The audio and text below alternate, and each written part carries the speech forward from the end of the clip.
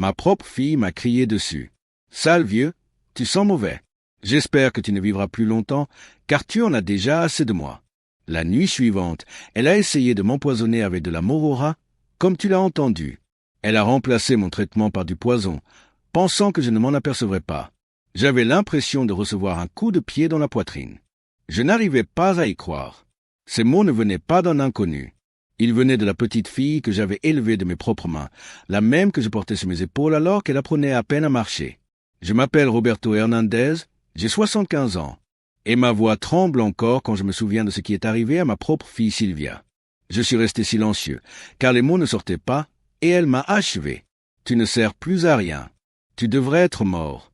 Ces enfants, mes petits-enfants, ont ri. J'ai voulu me lever et aller dans ma chambre, mais j'avais l'impression qu'on m'avait arraché les jambes. Je n'ai pas dormi de la nuit. Mon cœur battait fort et j'avais la tête qui tournait. Le lendemain, le pire est arrivé. Sylvia est allée à la cuisine et m'a apporté mes médicaments comme d'habitude, mais quelque chose n'avait plus la même odeur. Mes yeux ne fonctionnent plus correctement, mais mon odorat ne m'a jamais fait défaut.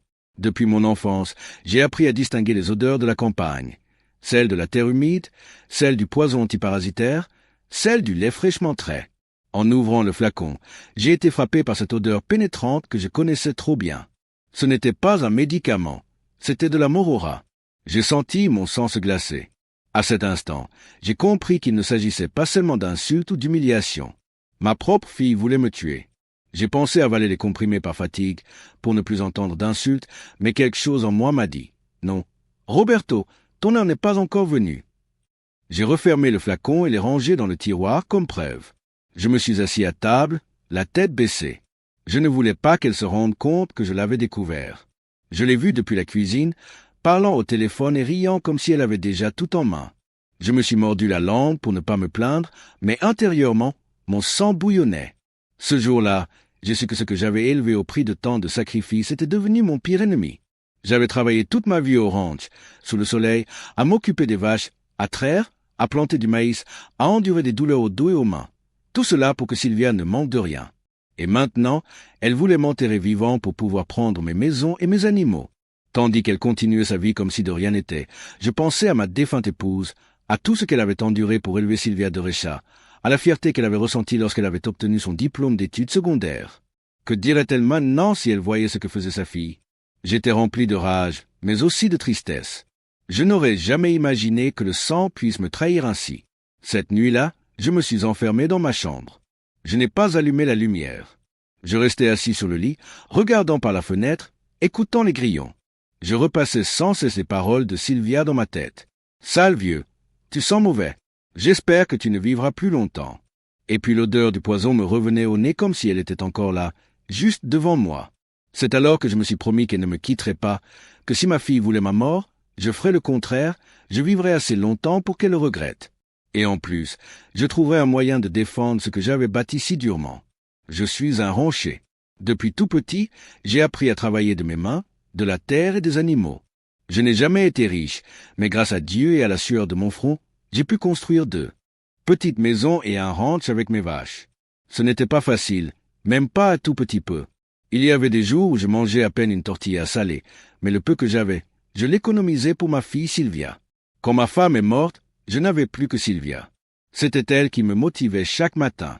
Petite, je l'emmenais à l'école sur un âne, et quand elle a grandi, je lui ai acheté son uniforme avec l'argent que je gagnais en trayant les vaches et en vendant du lait au porte-à-porte. Je me souviens encore de l'époque où je ne m'achetais pas de chaussures neuves, juste pour qu'elle ait les siennes propres et complètes.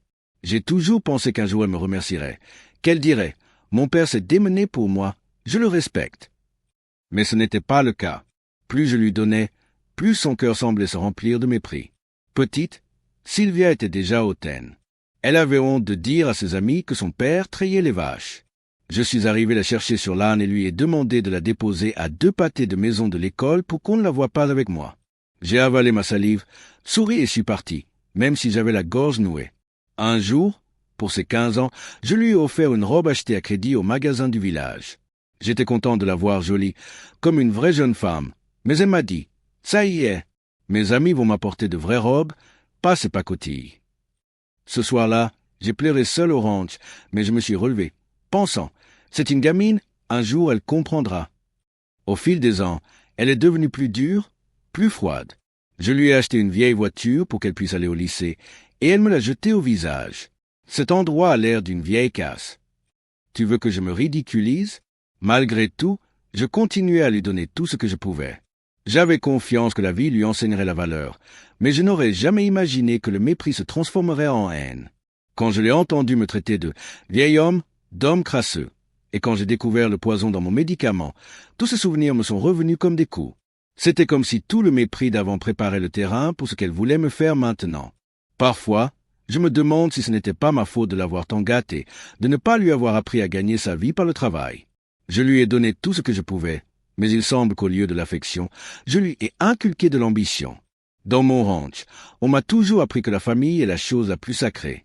J'ai grandi en croyant que les enfants sont la plus grande bénédiction, que ce sont eux qui prendront soin de vous quand vous serez vieux. Mais j'avais tort. Du moins, dans mon cas, c'est ma propre fille qui voulait ma mort. Cette pensée m'a fait plus mal que n'importe quel coup. Si un inconnu m'avait insulté, je m'en serais moqué. Mais Sylvia était ma chair et mon sang, mon enfant, mon âme, et elle était prête à me tuer pour garder mes maisons et mes vaches.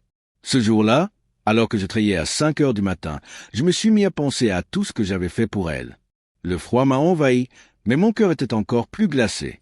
J'ai regardé les vaches, j'ai regardé la terre, et je me suis dit, j'ai gardé tout ça pour elle, et maintenant elle veut me le prendre. Ce n'est pas facile d'accepter que l'ennemi habite sous son toit, mais c'était ma réalité. Avec le temps, j'ai commencé à comprendre que Sylvia ne me méprisait pas seulement en parole. Elle commençait aussi à me toucher là où elle n'aurait pas dû. Au début, c'était pour des broutilles. J'ouvrais mon placard et je trouvais que certains des billets que je gardais pliés dans un vieux carnet avaient disparu. Je lui demandais, et elle me répondait, « Tu as dû les perdre.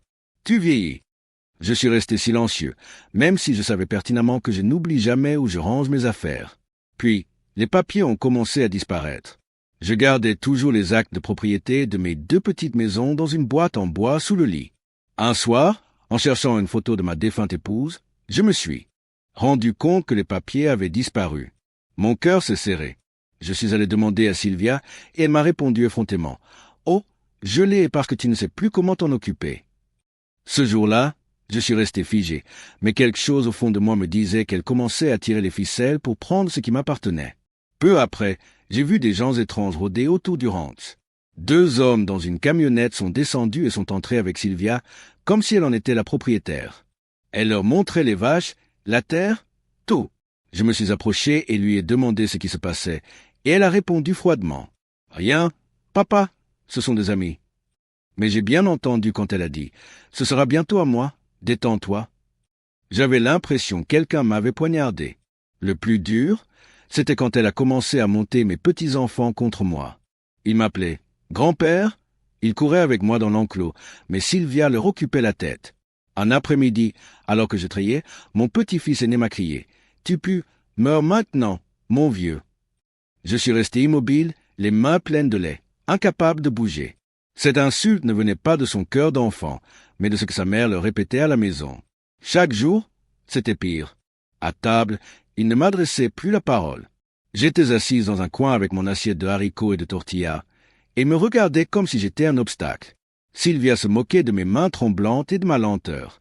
Elle a même dit « Tu n'es même pas assez bien, papa, pour prendre soin de toi. » Un soir, j'ai entendu Sylvia parler au téléphone à voix basse.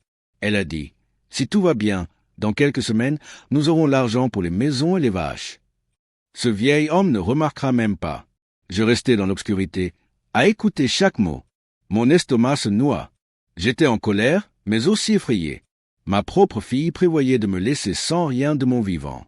Je ne savais pas si je devais pleurer ou crier. Je restais silencieux, à observer. Mais à partir de ce moment, je sus que Sylvia non seulement me détestait, mais qu'elle voulait aussi me prendre le peu que j'avais. Et le pire, c'est qu'elle le faisait sans vergogne, comme si je n'existais plus. Cette nuit-là, j'ai eu du mal à dormir. Je fermais les yeux et je voyais le visage de ma femme, celle qui n'était plus là pour me défendre ni me conseiller. Je me demandais ce que j'avais fait de mal. À quel moment la petite fille qui aimait grimper sur mes épaules était devenue cette femme capable de voler et d'humilier son propre père. C'est à ce moment-là que mon cœur s'est endurci. Ce n'était plus seulement de la douleur que je ressentais, c'était de la colère. Une colère qui grandissait à chaque fois que je la voyais sourire, comme si elle possédait déjà tout. Je n'oublierai jamais cette nuit-là. J'étais assis à table, fatigué par la journée, quand Sylvia m'a apporté les pilules. Elle le faisait toujours à contre-cœur. Elle a failli les jeter dans mon assiette, comme dégoûtée de toucher à mes affaires. Cette fois, elle m'a laissé le verre d'eau et les pilules rangées dans une petite boîte. Au premier coup d'œil, je n'ai rien remarqué. Mes yeux ne me servent plus à rien. Mais en approchant le flacon pour le sentir, j'ai senti un coup sur mon nez. Cette odeur n'était pas médicinale. Elle était forte, pénétrante, semblable à celle que nous utilisions au ranch pour tuer les rats dans les enclos. Je l'ai immédiatement reconnue. Mon cœur s'est mis à battre vite.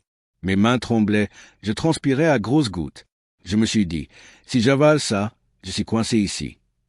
J'ai refermé le flacon et je l'ai déposé sous la table pendant que Sylvia me regardait du coin de l'œil.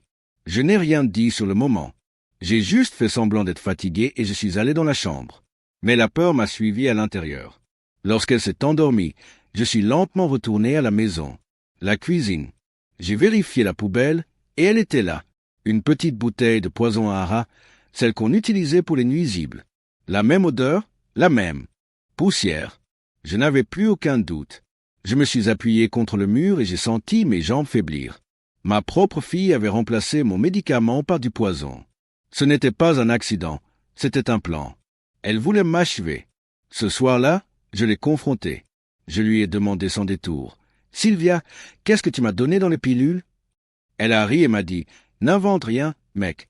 Tu deviens déjà fou. » Je lui ai montré la bouteille et au lieu d'avoir peur, elle m'a crié « Tu me gênes déjà.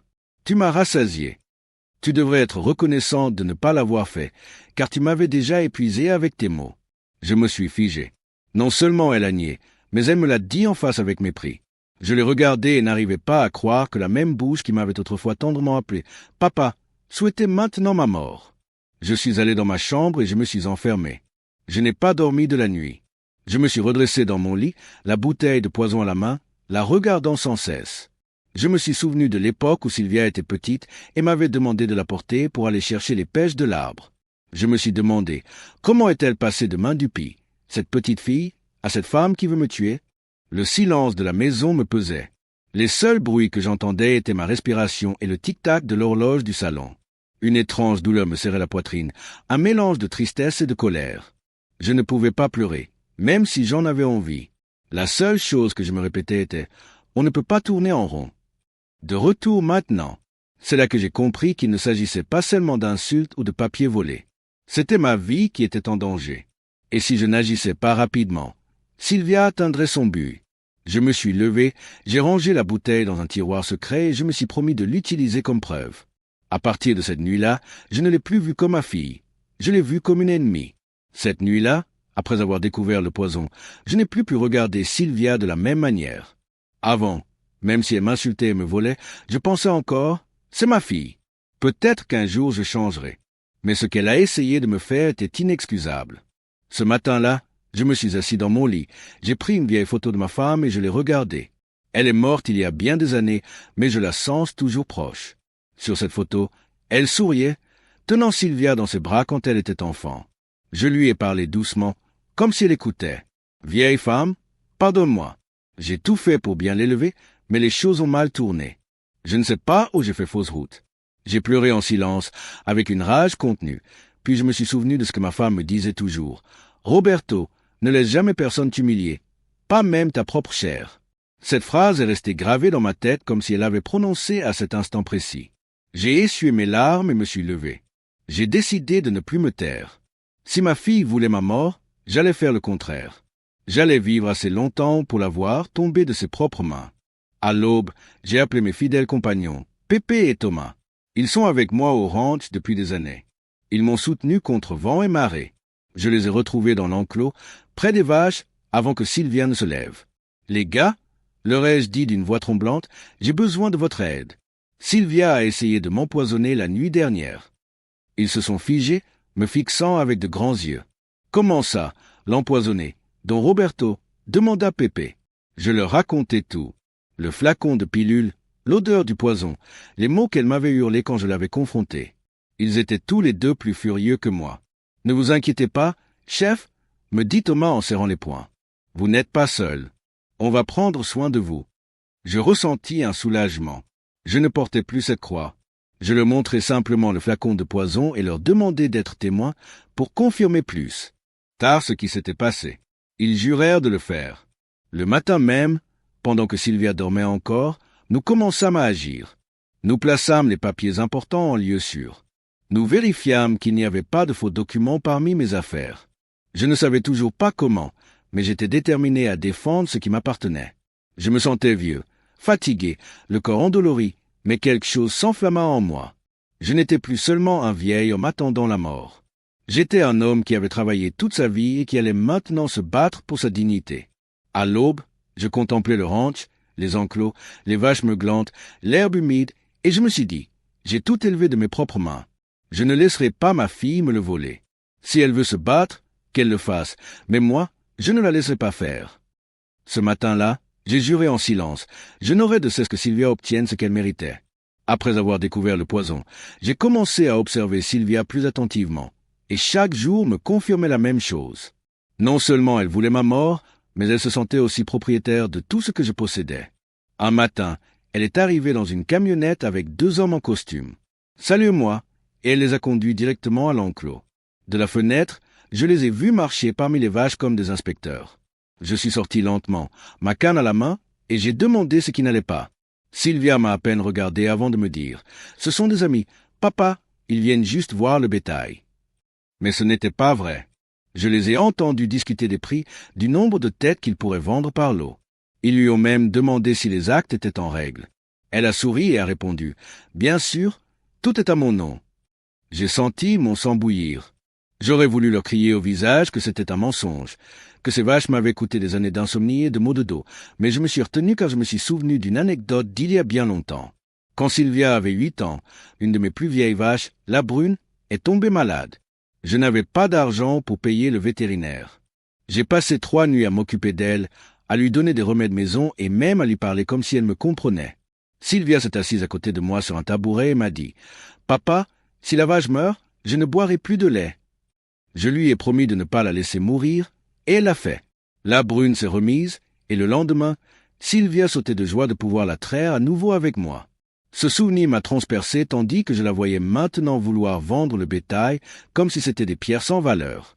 Non seulement elle trahissait son père, mais elle ignorait toute l'histoire des sacrifices derrière chaque vache, chaque mètre carré de terre. Ce même jour, un de mes ouvriers, Pépé, m'a raconté ce qu'il avait entendu de Sylvia. Elle avait dit à l'un des acheteurs « Dès que mon père mourra, tout cela sera à moi, mais s'il ne se dépêche pas, je trouverai un moyen de tout garder avant. » Quand Pépé m'a répété ces mots, j'ai été tellement en colère que j'ai dû m'accrocher à ma canne pour ne pas tomber. C'était la confirmation de ce que je savais déjà. Sylvia n'attendait pas ma mort naturelle, elle comptait accélérer le processus. Ce soir-là, pendant qu'elle dînait, comme si de rien n'était, je l'ai observée en silence. Elle mâchait lentement, riait avec ses enfants, et je pensais, tu n'imagines pas que je sais déjà tout. Tu ne sais pas que tes pas te mèneront au châtiment. Je me suis endormi, la gorge serrée, mais aussi plus fort. Chaque geste de Sylvia en était la preuve vivante, et j'allais en recueillir chaque parcelle pour qu'elle ne puisse pas s'échapper. Voyant comment Sylvia amenait les gens à vendre mes affaires comme si elles étaient déjà à elle, j'ai compris que je ne pouvais pas rester les bras croisés. Je savais que j'étais seul avec elle, mais j'avais toujours des amis fidèles. Le matin même, j'ai appelé Pépé et Thomas, mes 2 fidèles. Collaborateurs. Nous nous sommes retrouvés dans l'enclos, près des vaches, où personne ne pouvait nous entendre. Le froid était perçant. On voyait la vapeur sortir de nos bouches quand nous parlions. Je leur ai parlé du poison, de l'odeur des pilules, de la découverte du flacon dans la poubelle. Ils sont devenus tous les 2 pâles, comme si je leur avais raconté un cauchemar. Ce n'est pas juste, Don Roberto, dit Pépé avec colère. Tu nous as traités comme des membres de la famille. Cette femme ne mérite pas d'être ta fille. Ne t'inquiète pas, ajouta Thomas en serrant le poing. On va s'occuper de lui. Oui, et c'est quelque chose. Il faudra qu'il passe par nous d'abord. Ces mots me firent une pause. Je n'étais pas seul. Je me souvins d'une anecdote de l'époque où Thomas était venu travailler avec moi. Il n'avait que 16 ans. Son père l'avait abandonné et il n'avait nulle part où dormir. Je lui ai prêté une vieille couverture et lui ai dit qu'il pouvait rester dans la remise à outils jusqu'à ce qu'il économise assez pour payer le loyer. Au fil des ans, Thomas est devenu comme un fils pour moi, responsable, travailleur, reconnaissant. Ce soir-là, en le voyant promettre de prendre soin de moi, je me suis dit, parfois, Les fils de sang vous trahissent, mais ceux qu'on rencontre en chemin se révèlent plus fidèles. Ce matin-là, j'ai cherché un vieil ami, Julien Herrera, l'avocat de la ville, avec qui j'avais travaillé de nombreuses années auparavant lorsqu'on avait voulu me confisquer une parcelle de terre. Julien me devait une faveur, car je l'avais aidé à traverser une période difficile. Je me souviens bien. Son père était sur le point de perdre une récolte à cause de la panne de son tracteur, et je lui ai prêté mes bœufs pour qu'il puisse finir. Grâce à cela, ils ont sauvé son maïs. À partir de ce moment-là, Julien m'a toujours dit « Don Roberto, si vous avez besoin de quoi que ce soit, je suis là. » Je l'ai appelé, et il est venu au ranch à la tombée de la nuit. Je lui ai tout raconté, des insultes au poison, en passant par les personnes que Sylvia avait amenées pour surveiller les vaches. Julien m'a écouté sérieusement, sans m'interrompre. Quand j'ai eu fini, il m'a posé la main sur l'épaule et m'a dit « Roberto, ne t'inquiète pas, cette femme ne s'en sortira pas. Nous allons faire les choses correctement, dans le respect de la loi. » Il m'expliqua que Sylvia essayait déjà de faire passer les actes par un notaire corrompu et qu'il fallait agir vite pour l'arrêter. À ce moment-là, j'ai eu l'impression que Dieu me mettait les bonnes personnes sur mon chemin.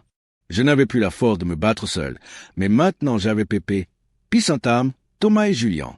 Ils n'étaient pas nombreux, mais ils étaient loyaux. Et cela suffisait. Nous avons gardé la bouteille de poison, les actes et les autres documents dans un lieu secret, sous la terre d'un vieux corral. Julien m'a dit qu'en attendant, il préparait la plainte. Cette nuit-là, j'ai dormi un peu plus paisiblement. Je n'étais plus seul face à ma fille. J'étais désormais un homme qui avait rassemblé des alliés, prêt à se battre. Ce jour-là, je me suis réveillé avec une étrange sensation, comme si l'air était lourd. Sylvia ne m'avait presque pas adressé la parole depuis 2 jours. Dès qu'il est entré dans la cuisine, il m'a regardé avec mépris et est parti sans un mot. Je fis la sourde oreille, déjà assez blessé par ces paroles des nuits précédentes. Mais ce matin-là, c'était différent. Il entra dans la maison d'un pas lourd. Ses talons résonnèrent contre le sol comme des coups violents qui me firent trembler intérieurement. Il tenait une enveloppe jaune à la main. Il la serra fermement, les doigts crispés, et lorsqu'il atteignit la table, il la jeta devant moi. « Signe ici, mon vieux, » dit-il sans me regarder dans les yeux. « Ça ne sert à rien de t'accrocher à ce que tu as. » Je la saisis lentement. Mes mains tremblaient, non pas de peur, mais de rage que je ne pouvais plus dissimuler. J'ouvris l'enveloppe et vis les papiers. C'étaient des faux documents rédigés comme si je les sciais mes maisons et mon ranch. Ce n'étaient pas des photocopies mal faites. C'étaient des papiers compliqués avec des signatures qui essayaient d'imiter la mienne. Il était clair que ce n'était pas un plan improvisé, mais un plan qui couvait depuis un certain temps. Armando. J'ai levé les yeux et dit calmement, « Je ne signerai rien, Sylvia. » Ça m'a fait exploser. Il s'est levé, frappant si fort sur la table que les verres ont sauté. Son visage était rouge, ses yeux flamboyaient de fureur. « Espèce de têtu et d'inutile !» m'a-t-il hurlé. « Tu ne réfléchis plus, tu ne vaux plus rien. Tout ça est à moi, et que tu le veuilles ou non, je vais l'avoir. » À ce moment-là, mes petits-enfants sont entrés, attirés par les cris. Ils sont restés sur le seuil, observant la scène comme un spectacle. L'un d'eux, l'aîné, a ricané. « Arrête de m'embêter, grand-père. Tu ne peux même pas t'occuper de quoi que ce soit. » J'avais l'impression que mon cœur se déchirait. Ce n'était plus seulement ma fille. Maintenant, mes petits-enfants me regardaient avec mépris. Le sang dont j'avais rêvé qu'il me soutiendrait dans mes vieux jours riait maintenant de ma misère. J'ai avalé ma salive, car je ne voulais pas qu'il me voie pleurer. Sylvia, voyant que je ne répondais pas, a attrapé le verre d'eau posé sur la table et me l'a jeté au visage. L'eau a coulé sur mon visage et a trompé ma chemise.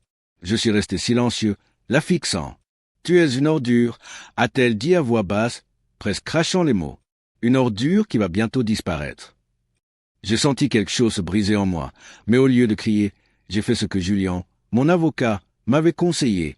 Conserver les preuves. Silencieusement, les mains encore tremblantes, j'ai mis la main dans la poche de ma chemise et j'ai appuyé sur le bouton du téléphone portable qu'elle m'avait prêté. Dès que je l'ai allumé, tout a été enregistré. Les insultes, les menaces, les moqueries de mes petits-enfants, même le bruit de sa main frappant la table. Tandis qu'elle continuait à crier et à faire les 100 pas dans la cuisine, je me suis dit, un jour, ça te fera tomber. Sylvia, tu ne sais pas que tu me donnes les preuves? La dispute a duré près de 20 minutes. Elle m'a accusé de lui avoir gâché la vie, d'être un fardeau, de la forcer à vivre dépendante d'un vieil homme malade. Elle m'a dit que, à cause de moi, elle n'avait pas ce que d'autres femmes de son âge avaient déjà obtenu. Je l'écoutais en silence, comme si chaque mot était un couteau. Mais en même temps, je me répétais sans cesse. Parle, ma fille, parle tant que tu veux. Chaque mot que tu dis est un nœud coulant qui se resserre autour de ton cou. Finalement, lasse de crier, elle a attrapé les papiers et les a jetés sur la table. Tu verras, mon vieux, tu ne gagneras pas ce combat. Je te le jure. Elle est sortie de la maison en claquant la porte si fort que les fenêtres ont tremblé. Je me suis retrouvé seul, trempé, ma chemise froide collée au corps. Mes mains tremblaient encore, mais cette fois non pas de peur, mais d'une nouvelle sensation, l'espoir. Pour la première fois, j'avais une preuve tangible de ce qui se passait. Cet enregistrement était une vérité que personne ne pourrait nier. Il ne s'agissait plus seulement de mes paroles contre les siennes. J'avais maintenant quelque chose de solide, quelque chose que je pouvais montrer à un juge, à quiconque doutait de moi. Je suis resté assis à table un long moment, essoufflé. J'ai fermé mon téléphone portable, l'ai rangé dans le tiroir et pris une grande inspiration.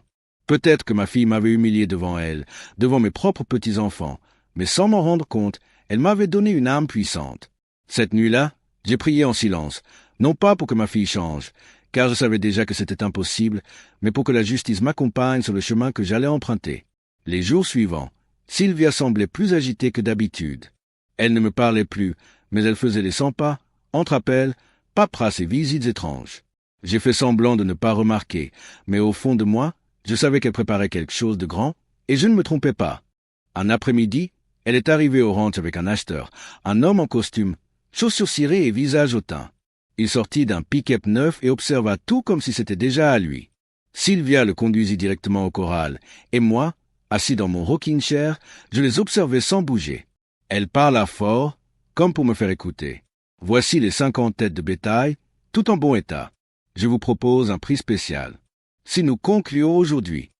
L'acheteur la regarda avec surprise, et son père demanda. J'ai cru comprendre que le ranch est à son nom. Allons, ce vieil homme ne sait même plus dans quel monde il vit, répondit Sylvia avec un mépris absolu. Je m'occupe de tout. J'avais envie de me lever et de lui faire face, mais je me retins. Julien m'avait dit, ne fais pas la colère, don Roberto, qu'ils se brûlent et on les attrapera avec des preuves. Sylvia et l'acheteur s'assirent sous le hangar, sortirent des papiers, une calculatrice et même un de ces stylos fins qui brillent au soleil. L'homme comptait des liasses de billets devant elle. Sylvia souriait comme je ne l'avais jamais vue. Cette image m'a bouleversé. Ma fille était heureuse, non pas pour sa famille, ni pour sa propre réussite, mais pour avoir vendu quelque chose qui ne lui appartenait pas. Pépé, qui traîne toujours dans le corral, s'est approché de moi. Patron, ils vont signer maintenant, m'a-t-il dit d'une voix basse et inquiète. Cette femme est folle. J'ai hoché la tête. Je lui ai demandé de se tenir prêt, car les secours arrivaient. Et c'est ce qui s'est passé. Au moment même où Sylvia prenait le stylo et se penchait sur le faux contrat, Julien est apparu, accompagné d'un vrai notaire. Ils sont entrés sans demander la permission, d'un pas décidé. Sylvia a levé les yeux, surprise, et l'acheteur était gêné de les voir. « Bonjour », a dit Julien d'une voix forte et claire. « Avant qu'un crime ne soit commis, je tiens à clarifier une chose. Monsieur Roberto Hernandez est toujours le propriétaire légitime de ses propriétés, et voici les documents qui le prouvent. » L'acheteur s'est immédiatement levé. « Comment ça? Un délit ?» a-t-il demandé nerveusement. « Je ne veux pas d'ennui. » Julien lui a montré les actes originaux et la bouteille de poison que nous gardions encore comme preuve. Les yeux de l'homme se sont écarquillés. « Je m'en vais, » a-t-il dit en rassemblant ses papiers. « Je ne veux pas avoir affaire à des gens comme ça. » Sylvia s'est figée. Voyant que son entreprise était en train de s'effondrer, elle s'est tournée vers moi avec un regard plein de haine. « Toi, » m'a-t-elle crié, « tu arrives toujours à me ruiner. » Je n'ai rien dit, je l'ai juste regardé calmement, car je savais que le pire était à venir. L'acheteur a failli s'enfuir, et Julien en a profité pour avertir Sylvia. « Arrête cette arnaque, madame.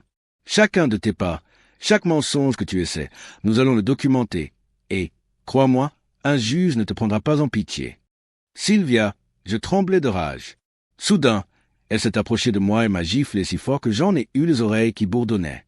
« Je te déteste », a-t-elle craché. « Tu m'as tout pris, et je te jure que tu vas payer. » Mes petits-enfants, qui observaient depuis l'entrée, n'ont rien fait. Ils se contentaient d'observer, confus, sans vraiment comprendre ce qui se passait. Je la fixais, la joue en feu, sans baisser la tête. « Ce n'est pas moi qui vais payer, ma fille, » ai-je répondu fermement. « C'est toi qui vas payer. » Elle a crié comme une folle, a poussé les chaises et s'est précipitée vers le camion. Le bruit des pneus soulevant la poussière a été la dernière chose que j'ai entendue avant que le calme ne revienne aux Rance. Je restais assis là en silence, la joue cicatrisée et le cœur battant la chamade. Julien s'est approché de moi et m'a dit « On la tient dans les cordes, don Roberto. Tout ce que vous faites ne fait que la creuser davantage. » Je n'ai pas dormi de la nuit. Chaque fois que je fermais les yeux, je revivais la gifle, le rire de Sylvia en comptant les billets et les mots qu'elle m'avait criés en partant. Mais au lieu de tristesse, j'ai ressenti une étrange force, comme si je voyais enfin la justice approcher. Cette même nuit, après que Sylvia m'a giflé devant tout le monde, je me suis enfermé dans ma chambre. Mon visage ne me faisait pas autant mal que mon âme, mais au lieu de rester immobile, j'ai rassemblé mes forces. Si j'avais des doutes avant, il n'y en avait plus maintenant. Ma fille n'allait pas s'arrêter avant d'être morte ou de m'avoir dépossédé, et je n'allais pas rester assis à attendre. À l'aube, j'ai appelé Julien, mon avocat. Je lui ai demandé de venir au ranch avec Pépé et Thomas. Nous nous sommes rencontrés dans mon ancien bureau à côté du corral, celui où je garde encore des photos jaunies de ma femme et de mes premiers animaux. Nous avons fermé la porte, couru les rideaux et nous sommes assis avec eux autour de la table. Assez pour durer, leur dis-je d'une voix ferme, bien que mes mains soient tremblées à l'intérieur. Sylvia a franchi la ligne. Il ne s'agit plus de cris ou d'insultes, pas même de vendre mes affaires. Elle voulait me tuer maintenant et est prête à inventer quoi que ce soit pour rester avec ce que j'ai travaillé toute ma vie. Julien a sorti son cahier et a commencé à marquer. Don Roberto, nous avons assez pour donner le premier coup dur. Nous avons des témoins. Nous avons des preuves. Il vous suffit de décider si vous êtes prêt à porter cela aux dernières conséquences. J'ai hoché la tête. Je suis prêt, je n'ai pas peur.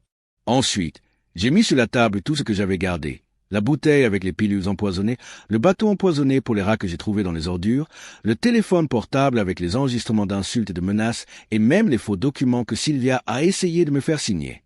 Pépé et Thomas ont également parlé. Nous avons vu quand ça une femme a amené les gens à vendre les vaches, a déclaré Thomas. Et nous écoutons quand il a dit qu'il allait rester avec tout dès que vous vous étirez la jambe. Et je l'ai vu manipuler les papiers, a ajouté Pépé. Step, les uns les autres, sérieux. Protéger légalement mes actifs. Nous allions enregistrer les propriétés avec des serrures légales afin que personne ne puisse les déplacer sans mon autorisation. Soumettez la plainte officielle. Avec des tests physiques, des témoignages et des enregistrements. Nous allions exposer ce que Sylvia avait essayé, attendant qu'elle tombe seule, car son ambition n'allait pas la laisser seule et chaque mouvement illégal qu'elle a fait serait plus une corde autour de son cou. Nous avons quitté cette réunion avec un poids sur le dessus, mais aussi avec une certitude. La guerre a déjà été déclarée. Cet après-midi-là, alors que Sylvia s'est enfermée dans sa chambre parlant au téléphone, je me suis assis dans le stylo avec mes vaches. J'ai passé sa main sur le dos et j'ai pensé à tout ce qu'elle avait travaillé pour eux. Chacun a représenté des années de révélation.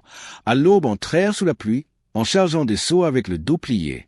Et maintenant, c'est cette richesse que ma fille voulait vendre pour lui donner une vie facile.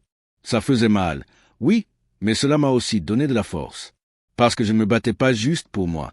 Je me battais pour l'héritage qu'un jour j'ai promis de quitter ma femme et qu'elle n'a jamais réussi à en profiter. Quand le soleil est tombé, Julien m'a appelé au téléphone. Don Roberto, j'ai déjà préparé le document initial. Demain, nous allons faire le premier pas. Sylvia ne sait pas ce qui n'est pas vivifié. J'ai suspendu et je suis resté à voir l'horizon. Le ranch était calme, mais je savais que c'était calme avant la tempête. Cette nuit-là, je me suis couché tard. Je n'ai pas prié en demandant à Sylvia de changer parce qu'elle avait déjà compris que cette femme n'avait pas de remède.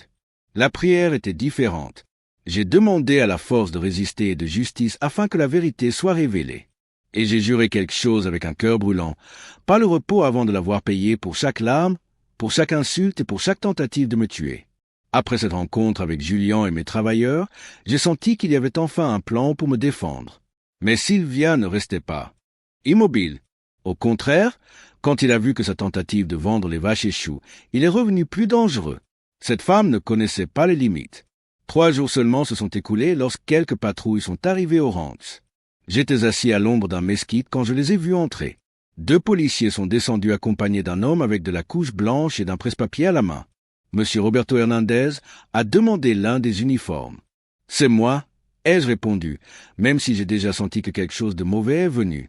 Sylvia est apparue derrière, eux avec un sourire tordu. « Officier, voici ce vieil homme. Il n'est plus dans ses bocals, ne distingue pas la réalité. Le médecin est venu le revoir. Le médecin présumé m'a approché avec des airs de supériorité. Nous venons pour un rapport de handicap mental. Votre fille dit que vous ne pouvez plus prendre de décision. J'étais gelé. C'était comme s'il m'avait déchiré l'air de mes poumons. Je voulais répondre, mais Sylvia m'a interrompu. Regardez comment ça tremble. Vous pouvez à peine parler, vous ne savez pas ce qu'il signe. Je suis le seul à prendre soin de lui. La police a regardé les uns avec les autres comme un doute. Pépé et Thomas semblaient courir du corral. C'est un mensonge, a crié Pépé. Don Roberto est parfaitement bien. Travaillez avec nous tous les jours. Ce vieil homme est plus lucide que quiconque, a ajouté Thomas devant moi comme un bouclier. Le faux médecin dérange. Messieurs, nous avons un diagnostic signé.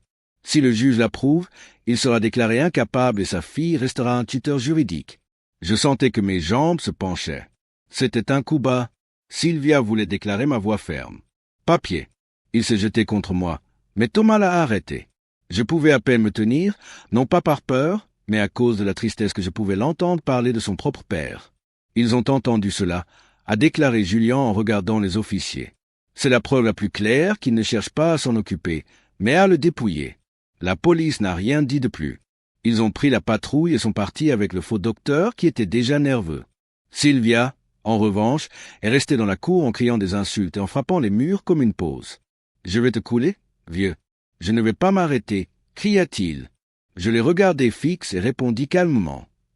Ce n'est pas moi qui va couler. Sylvia, vous êtes vous-même attrapé votre tombe. Il était silencieux pendant quelques secondes, tremblant de rage, puis a couru vers le camion. Le broyage des pneus m'a laissé un écho amer dans ma poitrine. Quand il est parti, je me suis assis sur le banc, dans le bois en bois. Nous l'avons presque. La douleur était formidable, mais en moi, une certitude est née. La justice se rapprochait et plus encore. Et Sylvia n'allait plus pouvoir s'échapper. Je pensais qu'après ce qui s'était passé avec la police et le faux document, Sylvia allait se calmer un peu. Mais non. Cette femme, plus nous la démassons de femme. Alors qu'un animal est acculé, il a commencé à agir avec désespoir à la fenêtre et j'ai vu des lumières qui s'écroulaient directement à la maison Puerta ouverte soudainement et Sylvia est entrée avec 2 hommes armés. Ils avaient des armes à feu sur la taille et les visages durs de ceux que l'on reconnaît instantanément comme des types habitués à la violence. Voici le vieil homme, a déclaré Sylvia avec un sourire de haine. Nous allons mettre fin à cela en même temps. Les 2 hommes m'ont approché. On m'a poussé contre le mur. L'autre m'a tenu de mes bras. J'ai ressenti le coup aux os. Maux de dos. Je pouvais à peine respirer. Signer ces papiers m'a ordonné Sylvia en jetant un dossier sur la table. Si vous ne signez pas, vous mourrez ici. J'ai avalé. J'ai essayé de parler, mais ils m'ont serré si fort que je ne pouvais même pas ouvrir la bouche. L'odeur de la sueur et de l'alcool de ces hommes m'a suscité l'estomac. « Allez, vieux », a déclaré l'un d'eux. « Faites attention à votre fille. » Sylvia s'est approchée de mon visage et a chuchoté avec du poison dedans. Ma voix. J'ai toujours su que vous alliez mourir dans ce ranch, mais je n'ai jamais pensé que ce serait moi qui serais en charge de vous dépêcher le destin. À ce moment-là, je pensais que tout s'était terminé. Ma force était peu nombreuse et je faisais face à 3 personnes qui ne connaissaient pas le mot compassion. Mais Dieu ne m'a pas laissé tranquille. Soudain, des cris ont été entendus à l'extérieur. Ils étaient Pépé et Thomas qui avaient entendu le bruit du camion et rassemblé d'autres travailleurs. En quelques secondes, 6 hommes sont entrés avec des bâtons et des machettes, entourant Sylvia et ses voyous. « Libérez l'employeur, malheureux !» cria Pépé avec furie. Les voyous sont devenus nerveux, ont sorti les armes, mais les travailleurs n'ont pas rejeté. Thomas a fait un pas en avant et a dit « Ils veulent le toucher, ils devront d'abord nous tuer tous. » Il y avait un fort silence. L'air dense se sentait, chargé de haine. Les hommes ont mesuré la situation. Ils étaient 2 contre 6 et bien qu'ils aient des armes, ils savaient qu'ils n'allaient pas sortir inédits et abattus. À la fin, mes bras sont libérés et ils sont revenus. « Sortons d'ici », a dit l'un d'eux a dit. « Non, idiot, fais ce que je leur dis », a-t-il crié. Mais les hommes retournaient déjà dans le camion. Avant de partir, l'un d'eux lui a dit « Cela était déjà devenu incontrôlable, madame. Cela ne nous paie pas assez pour nous tuer pour vous. » Ils ont laissé une trace de poussière dans l'obscurité. Sylvia se tenait au milieu de la pièce avec une respiration agitée, les yeux injectés de rage. Je me fiche de combien ils entrent. Je ne vais pas m'arrêter jusqu'à ce que je le voie enterré, cria-t-il avec une pure haine. Thomas et Pépé l'ont pris presque pour pousser. Je pouvais à peine me soutenir. Certes que ma propre fille était prête à me voir morte pour garder la mienne. Cœur noble. Chaque fois qu'il fermait les yeux, il vit Sylvia avec ses yeux pleins de haine, criant qu'ils n'allaient pas s'arrêter. Et j'ai répété, si je me défends pas maintenant, ils m'enfouiront demain. Après cette embuscade dans le ranch, je n'avais aucun doute. Ma fille était disposée à tout. Ce n'était pas seulement une crise d'ambition. C'était un plan froid de me tuer et de rester avec le mien. Le même matin, d'une voix encore rauque, j'ai appelé Julian. Il n'y a pas de retour, avocat, dis-je. Il voulait amener des hommes armés pour me forcer à signer. Si ce n'était pas pour mes travailleurs, je ne te parlerai pas. Cela nous donne le coup final, don Roberto. Il m'a répondu calmement. Maintenant, nous devons mettre en place la plainte officielle et les faire l'attraper sur l'acte. Nous nous sommes réunis dans son bureau de ville. Julian avait les papiers dans l'ordre, la bouteille de venin, les enregistrements de ses insultes, les faux documents qu'il voulait me faire signer, le témoignage des travailleurs et maintenant homicide avec des voyous. Très probablement, essayer de vendre l'une des maisons en secret. Si nous parvenons à l'attraper sur place, il n'y aura pas de juge pour le sauver. Il avait raison et ne passait pas beaucoup de temps. 2 jours plus tard, Pépé m'a dit qu'il avait vu Sylvia dans la ville parler à un couloir immobilier. Il a dit qu'il avait une maison prête pour le transfert et que le propriétaire était d'accord. Ce même couloir était connu pour faire des offres nuageuses, alors Julian s'est rapidement déplacé. Nous allons avoir un piège, m'a-t-il dit le même après-midi. La police est déjà informée. Vous restez calme. Je ne pouvais pas dormir cette nuit-là. J'ai pensé à ce qui allait arriver. Une partie de moi ressentait de la douleur parce qu'il était encore difficile pour moi de croire que ma propre fille était sur le point de faire face à la prison, mais l'autre partie de moi était ferme. Ce n'était plus ma dignité qui était en jeu. C'était ma vie. Le lendemain, nous sommes allés en ville. Julian, moi, Pépé et Thomas nous ont cachés près du notaire où Sylvia avait convoqué l'acheteur. C'était un petit bureau avec des murs blancs et un signe rouillé. À l'extérieur, 2 policiers vêtus de civil s'attendaient à un discret. À l'heure convenue, Sylvia est arrivée avec l'acheteur. Il avait l'air élégant, avec une robe et des lèvres serpentes en rouge. J'ai marché debout, comme si elle possédait le monde. Ils sont entrés en souriant, sans rien soupçonner. De la fenêtre, je l'ai vu et ma poitrine me faisait mal. Je me suis souvenu quand j'étais enfant et j'ai demandé à des pièces d'achat de bonbons dans le magasin. Maintenant, j'étais là, prêt à vendre ce qui n'était pas le sien. Le notaire corrompu a pris les papiers. Sylvia les a signés avec un sourire de satisfaction. « Vous voyez » a-t-il dit à l'acheteur. Je lui ai dit qu'il n'y aurait aucun problème. À ce moment, Julian a fait une pancarte et la police est entrée. Oh là, l'un d'eux cria. Ils commettent une fraude en ce moment. L'acheteur s'est levé effrayé en tirant la chaise. Je ne savais rien, a-t-il dit en tremblement. La police a entouré Sylvia. Elle pâlit instantanément. Qu'est-ce que cela signifie? Demanda-t-il d'une voix tremblante. Cela signifie qu'il est arrêté pour tentative d'homicide et fraude, a répondu Julian en montrant de véritables documents et preuves. Sylvia a essayé de parler, mais seulement pour babiller.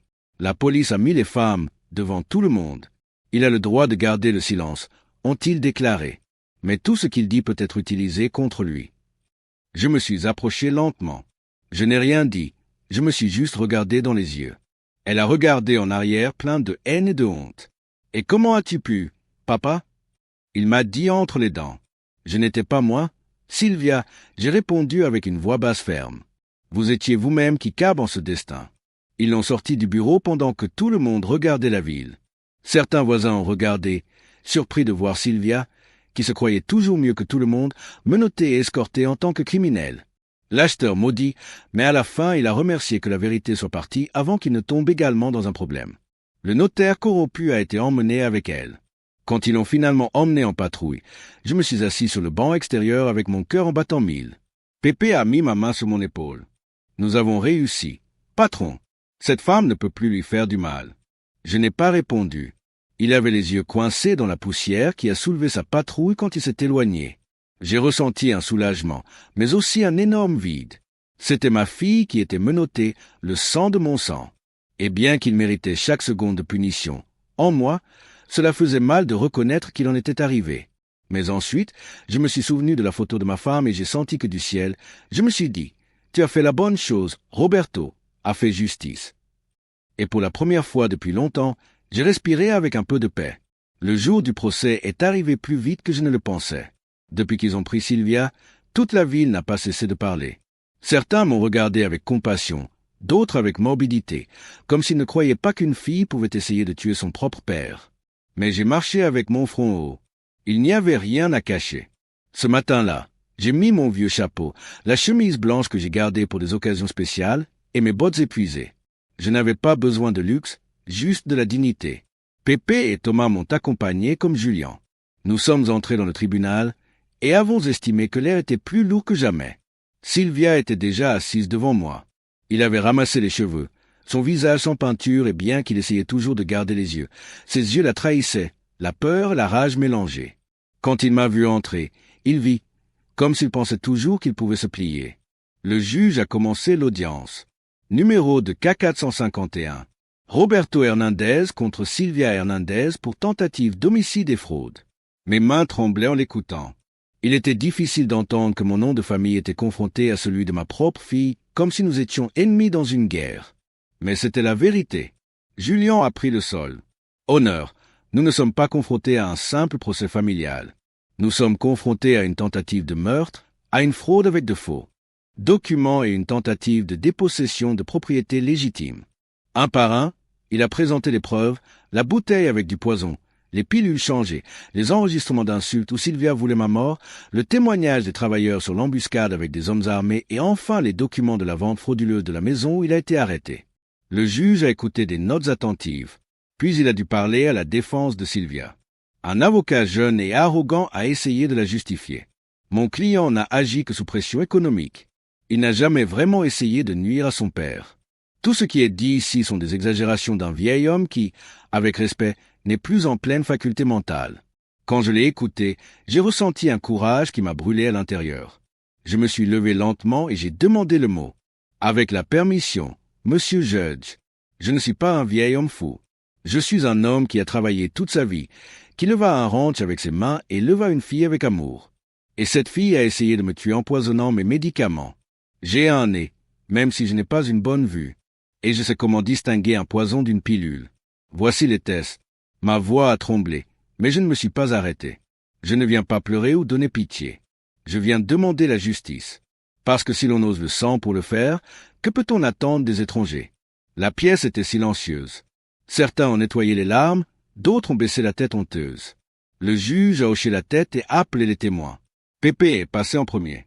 J'ai vu quand cette dame a amené des hommes armés pour forcer Don Roberto à signer des rôles. Si nous ne sommes pas intervenus, il l'aurait tué. Thomas a confirmé la même chose avec la voix ferme. Enfin, Julien a présenté l'enregistrement. Les mots de Sylvia semblaient clairs dans la pièce. Vous êtes des ordures. Je vous souhaite ne plus vivre longtemps. Le juge fronça les sourcils. Sylvia a essayé de se lever en criant. C'est un mensonge. Ils ont un piège. Tout le monde conspire contre moi. Le juge a frappé la table avec le poing. Silence dans la pièce. Voyant ma fille crier comme dérangée devant tout le monde a été un coup dur pour moi. Les mots, mais il a été difficile de croire que ce moment est arrivé. Que j'ai ressenti, ni une fierté, était un mélange rare de soulagement et de tristesse. Soulagement, parce que je n'aurais pas à vivre avec peur et tristesse, parce que celui qui était menotté dans la patrouille était ma propre fille. Toute la ville a appris. Les ragots ont couru de la bouche à la bouche. Saviez-vous que Sylvia a essayé de tuer son père? Ils disent qu'ils l'ont attrapé en vendant la maison avec de faux papiers. Qui le dirait s'il avait toujours l'air si présumé? Je n'ai répondu à rien. Il marcha lentement avec sa tête et a seulement dit que la justice fait le sien. Ils ont passé quelques semaines avant de recevoir les nouvelles les plus fortes. Julien est venu dans le ranch un après-midi alors que je m'assois en traitant l'une des vaches. Il a enlevé son chapeau, il m'a approché sérieux et a dit « Don Roberto a déjà transféré Sylvia à la prison. » J'ai hoché la tête sans lâcher le seau. « Laissez-le là, Julien. Il y a là où ça doit être. » Mais ce qu'il m'a dit plus tard m'a secoué. Dans la prison, la chose n'est pas comme elle l'imaginait. Il est venu crier, disant que son père l'avait trahi, que tout était un mensonge. Les autres détenus l'ont entendu et au lieu de sympathiser, ils se sont moqués. Sylvia, la femme hautaine qui se croyait toujours mieux que tout le monde, était maintenant la moquerie dans un endroit où personne ne la respectait. Quelques jours plus tard, j'ai reçu la visite d'un gardien qui me connaissait dès mon jeune âge. Il m'a dit en détail ce qui s'était passé. Don Roberto, sa fille ne passe pas un bon moment. L'autre jour, il voulait imposer son personnage aux autres, mais vous savez, ici personne ne reste. Ils l'ont fermé rapidement. Je l'ai écouté en silence. Je ne me sentais pas comme une compassion. C'était comme si le destin l'avait atteinte avec la même force qu'elle voulait de moi. Ils m'ont dit qu'un jour au milieu du patio, Sylvia a explosé. Mon père est un vieil homme dégoûtant. Je suis ici à cause de lui. Si je pouvais le tuer de mes propres mains. Les autres détenus, en entendant s'approcher, l'un a répondu, parce que ici, vous n'êtes une fille de personne. Vous y êtes un de plus, et si vous ne vous taisez pas, nous allons nous taire. Il y avait des coups. Enterré, c'est celui qui dormait dans une cellule froide, sans luxe, sans respect et sans liberté. J'ai compris que la vraie punition n'était pas le jugement du juge, mais la vie elle-même, qui a pris tout ce qu'elle appréciait, le pouvoir, l'argent et l'apparence. Un jour, j'ai reçu une lettre d'elle de prison. Je n'ai dit que quelques lignes. Merde, père, je ne te pardonnerai jamais. Mais si un jour je sors d'ici, tu sauras ce qu'il souffre vraiment. J'ai lu la lettre lentement. Je l'ai pliée et je l'ai gardée dans un tiroir. Pleinement et bien que le cœur de mon père pleurait, l'homme qui avait été humilié, battu et empoisonné pouvait enfin respirer calme.